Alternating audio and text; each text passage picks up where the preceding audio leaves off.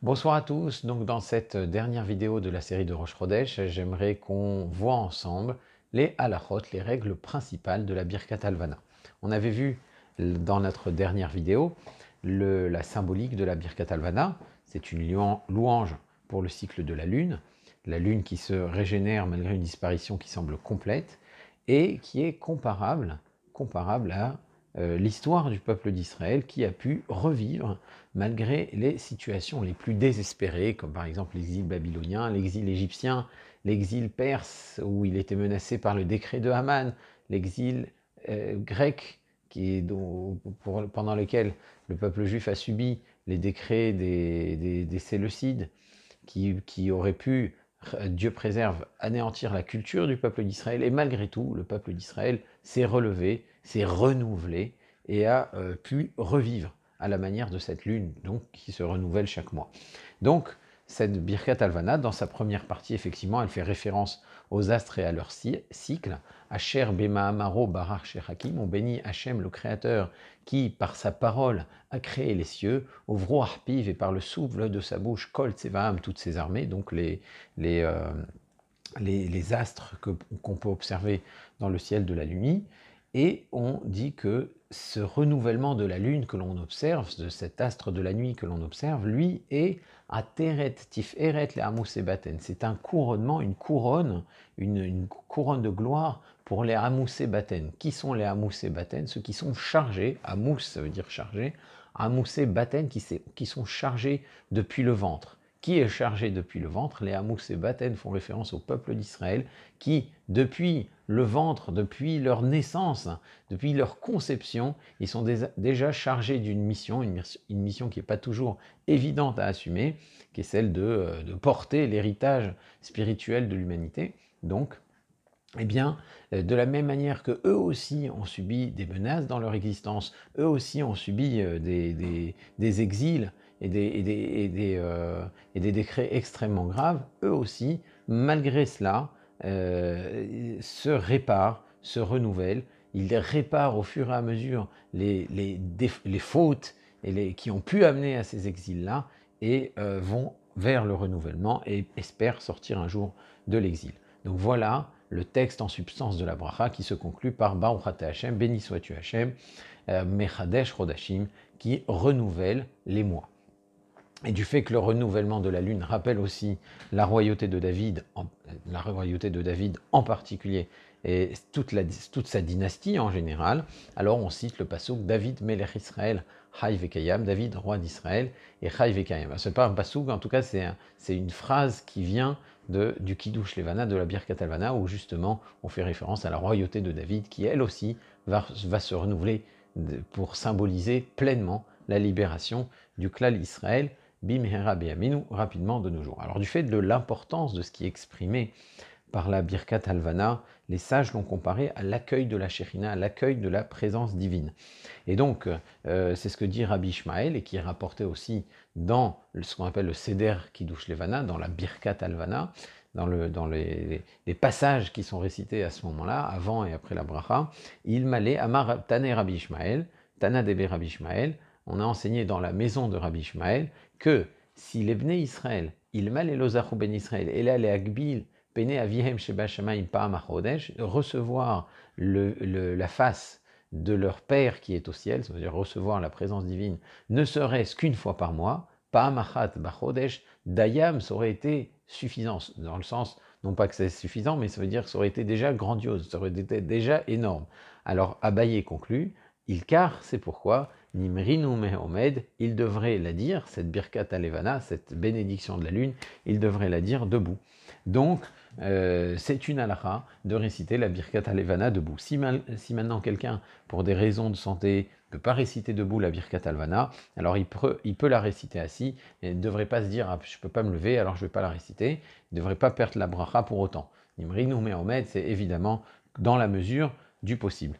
On a aussi l'habitude de sortir pour réciter la Birkat Halvana, pour réciter le Kiddush Levana, parce que justement, c'est une façon d'accueillir la Shekhinah, comme l'a dit, comme on le rapporte pas au nom des Tanaïm, Tané de Beri Ishmael. Donc, comme on sort pour accueillir une personnalité importante, on sort pour accueillir la Shekhinah, la présence divine, en récitant cette Birkat Halevana. Donc on a l'habitude de sortir.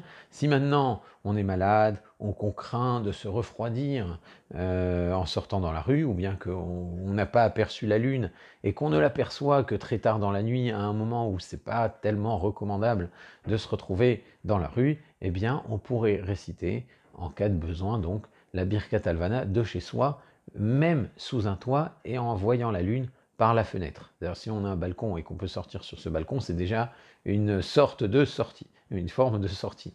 Donc, dans la mesure du possible, encore une fois, sinon, le mieux c'est d'effectivement sortir du bâtiment et d'être sous la voûte céleste. Tahat Kipat Hashamaim, sous la voûte céleste, pour réciter la Birkat Halevana. Alors, il est préférable, par respect pour cette bracha, pour cet événement, de la réciter en minyan, avec un quorum de 10 hommes. Si maintenant, en attendant un quorum de 10 hommes, on risque de l'oublier complètement et de ne pas la réciter ce mois-ci, en se disant « Ah, peut-être je vais attendre Motsei Shabbat, où là, effectivement, il y a du monde, où je vais attendre Arvit, où je vais trouver suffisamment de monde pour avoir minyan, il n'y a pas eu minyan ce soir-là, je vais attendre demain. » Et finalement, d'une nuit nuageuse à une nuit où il n'y a pas de minyan, on finit par ne pas pouvoir réciter la Birkat Halevana ce mois-là, eh bien évidemment, vaut mieux la réciter seule que de manquer complètement la bracha du Kiddush Levana, de la Birkat Halevana.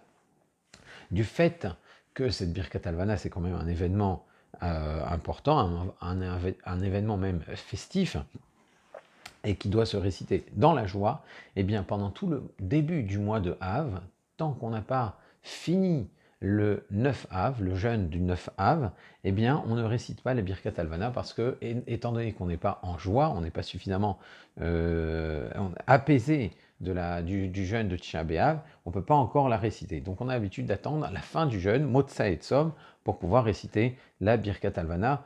Et le mieux, c'est d'attendre même d'avoir déjà mangé et bu et d'être véritablement sorti du deuil du Beth Amikdash, du deuil du temple. D'ailleurs, c'est une belle symbolique de dire que même si on a subi ce terrible traumatisme et qu'on a dû jeûner à Tisha B'Av, qu'on a dû s'asseoir et s'endeuiller sur ce terrible exil qu'on a vécu et qu'on est encore en train de vivre, en espérant qu'on va vers la fin, eh bien, malgré tout, le peuple d'Israël va se renouveler comme cette lune qu'on est en train de voir se renouveler. Alors si maintenant on sait qu'on risque de ne pas trouver minyan, si on doit attendre d'avoir mangé et bu à la fin du jeûne de Tisha B'Av, eh bien mieux vaut la réciter dès la sortie de Harvit, dès la sortie du jeûne, avec le minyan qui se trouve là, et seulement ensuite manger et sortir véritablement du jeûne de Tisha B'Av. Donc ça veut dire, mieux vaut la réciter en minyan que d'attendre d'avoir mangé et bu, et finalement se retrouver à devoir réciter la Birkat Halevana tout seul.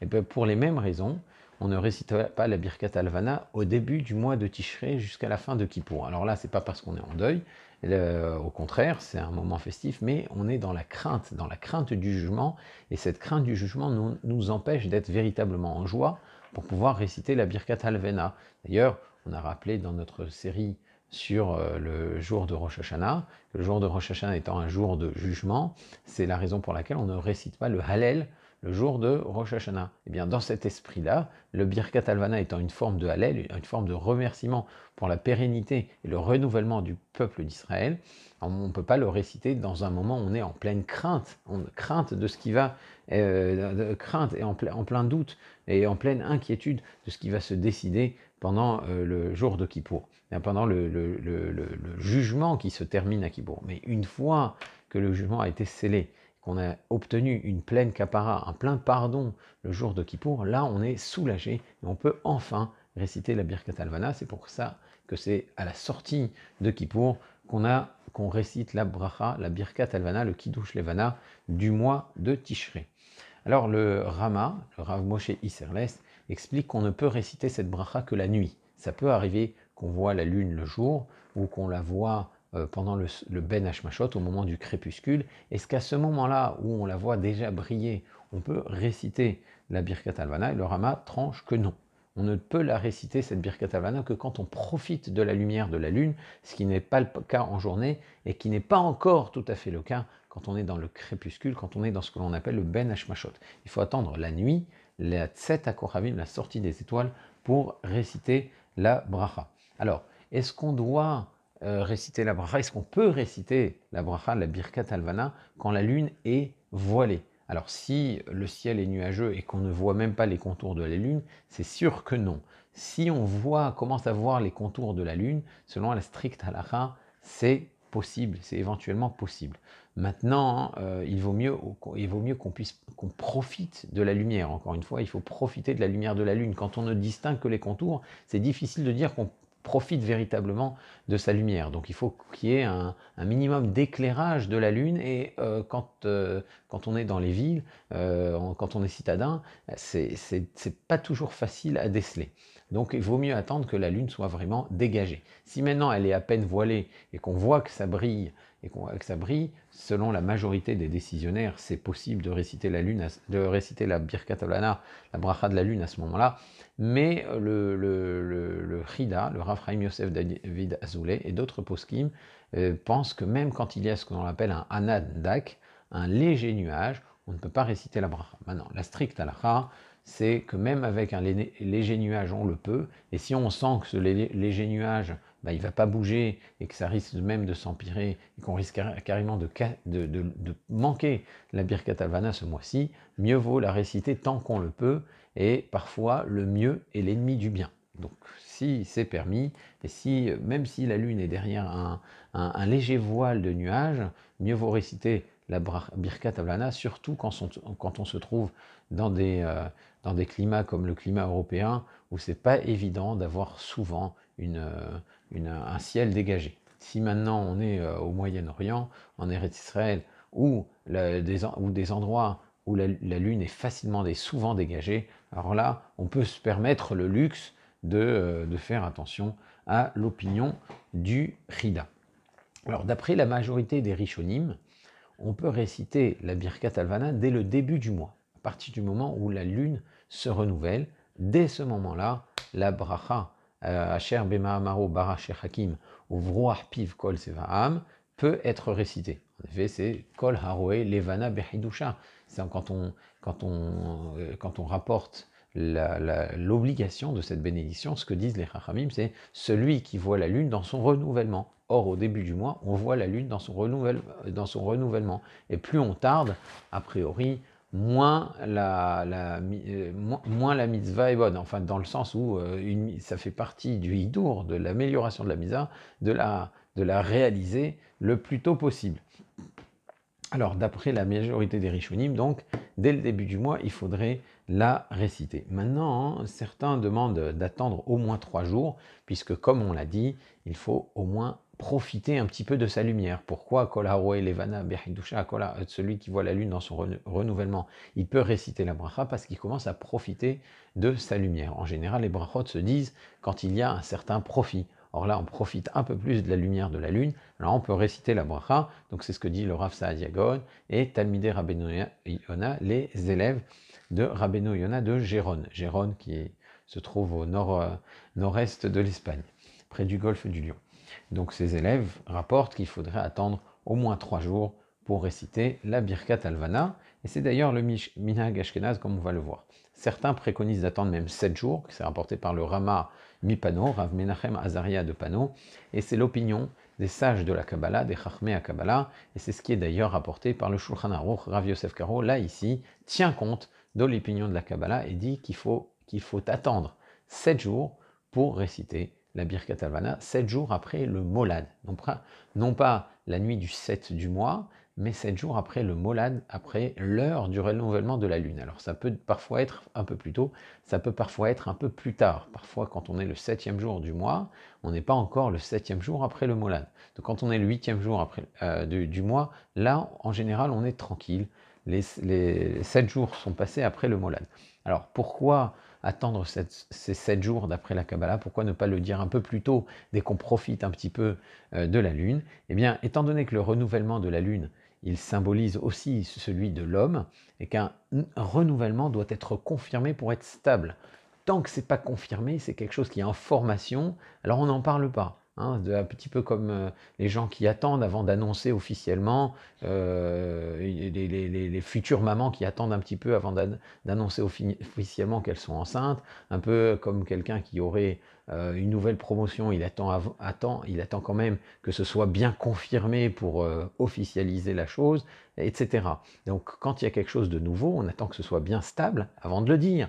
Eh bien c'est un petit peu la même chose pour la Lune, et quand on a attendu 7 jours, qui sont les 7 jours de la création, on peut dire qu'il y a quelque chose de nouveau qui s'est bien installé, et là on peut vraiment le déclarer et dire la Birkat Halvana. Donc voilà le sens de cette exigence de la Kabbalah, et tranchée dans le Shulchan Aruch, d'attendre 7 jours après le début, après le Molad, après le début du renouvellement de la Lune, pour dire la Birkat Halvana. Alors encore une fois, ce n'est pas la stricte halakha, c'est une exigence kabbalistique qui n'est pas véritablement contraignante.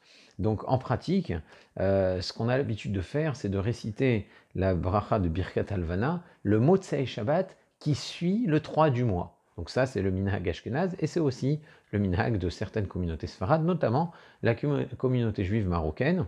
Les autres communautés sfarades préfèrent tenir compte de l'opinion du Shulchan Aruch et des sages de Kabbalah et attendre le Motzei Shabbat qui va suivre le 7 du mois pour réciter la Birkat Halvana. Parfois même, on va attendre le deuxième Motzei Shabbat. Si le premier Motzei Shabbat tombe le 7 du mois et qu'on est encore trop juste après le Molad, ça veut dire qu'on est le 7 du mois, mais on n'est pas 7 jours après le Molad, on a expliqué ce qu'est le Molad dans les précédentes vidéos sur Rosh Chodesh, et bien si le temps de 7 jours après le Molad n'est pas encore passé Motzei Shabbat, on va attendre le Motzei Shabbat suivant qui est la nuit du 14 du mois. Alors c'est très tardif, bien sûr, dans des pays comme ceux du Moyen-Orient, comme Eretz Israël, et comme tous les pays d'Orient où c'est facile d'avoir un ciel dégagé, on peut se permettre ce genre de luxe. Mais quand on est en hiver ou dans des pays où le ciel est souvent nuageux, il vaut mieux préférer la première option, la façon de faire qui est le minhag ashkenaz et le minhag des juifs marocains, et de dire la Birkat Halvana même avant le 7 du mois, de crainte que l'on ne manque complètement la Birkat Halvana ce mois-ci. Donc vaut mieux le dire après le 3, après le Torah, on est vraiment tranquille. Si on peut avoir le 3 après Motzei Shabbat, après le 3 du mois, c'est déjà pas mal. Si on l'a après le 7, alors bon, c'est extraordinaire, mais il vaut mieux ne pas prendre de risques pour cela, parce que ce qui est kabbalistique, c'est un luxe halachique qu'on ne peut pas toujours se permettre.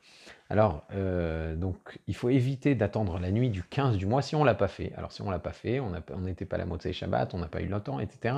Jusqu'à quand on peut réciter cette Birkat Halvana? Eh bien, tant qu'elle est dans son renouvellement. Tant qu'elle est dans son renouvellement, donc, c'est jusqu'à la pleine lune. Arriver à la pleine lune, ce n'est plus possible. Et arriver à la pleine lune, c'est plus possible, ça veut dire que dès la nuit du 15, normalement. Alors, la nuit du 15, a priori, on n'est déjà plus dans le renouvellement. Ça y est, on a terminé cette phase ascendante de la Lune. Donc il faudrait éviter d'attendre cette nuit-là pour réciter la Birkat Halvana. Néanmoins, Bediavad, si c'est le dernier moment et qu'on n'a pas pu le faire, et c'est là maintenant que la Lune est visible, la nuit du 15, attention, pas la nuit du 16, la nuit du 16 c'est vraiment trop tard, la nuit du 15, c'est-à-dire que après le 14 du mois et la nuit où le lendemain ça sera le 15, c'est la dernière nuit ou Bediavad, si on n'a pas eu le choix avant et c'est le dernier moment, eh bien on peut encore réciter la Birkat Halvana. C'est rapporté, comme c'est tranché ainsi par le Biur Halacha et le Yabia Omer. Donc on a vu dans cette vidéo l'essentiel des lois de la Birkat Halvana. Si vous avez des questions, n'hésitez pas à les poser sur le fil de la discussion. Et on termine ainsi la série sur les règles de Rosh Chodesh. Si vous avez aussi des questions sur Rosh Chodesh, posez-les. Et d'ici là, je vous dis à très bientôt pour les prochaines vidéos. Au revoir.